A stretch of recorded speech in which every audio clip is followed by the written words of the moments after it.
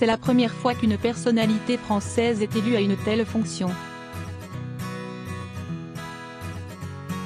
La secrétaire d'État à la transition écologique, Brune Poirson, a été élue la semaine dernière vice-présidente de l'Assemblée des Nations Unies pour l'environnement, ANU, pour un mandat de 2 ans, annonce ce mercredi 20 mars le gouvernement, confirmant une information du Parisien. Une fonction prestigieuse qui nécessite d'être membre d'un gouvernement. Selon l'entourage de la ministre, cité par le quotidien, accéder à telle responsabilité va lui permettre de porter la vision de la France sur les questions environnementales.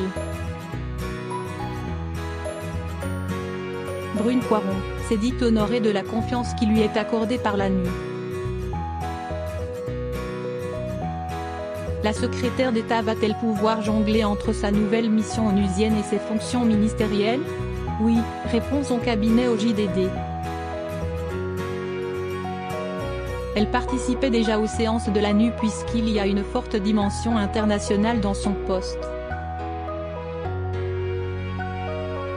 Seules des réunions du bureau de l'ANU vont s'ajouter à son emploi du temps, mais cela peut être fait de manière dématérialisée, assure-t-on.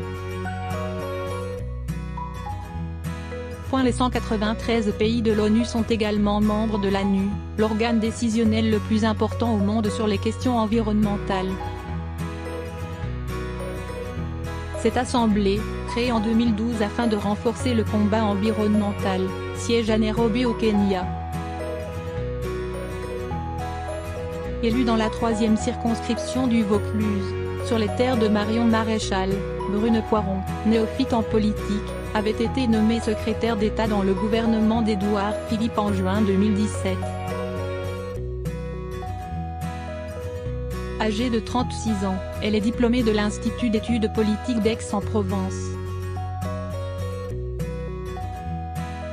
Après avoir travaillé avec une députée travailliste britannique et géré des projets de distribution d'eau dans les bidonvilles en Inde, elle a poursuivi sa carrière dans la recherche à Boston, mais également exercé dans le secteur public, pour l'Agence française de développement, et dans le privé chez Veolia.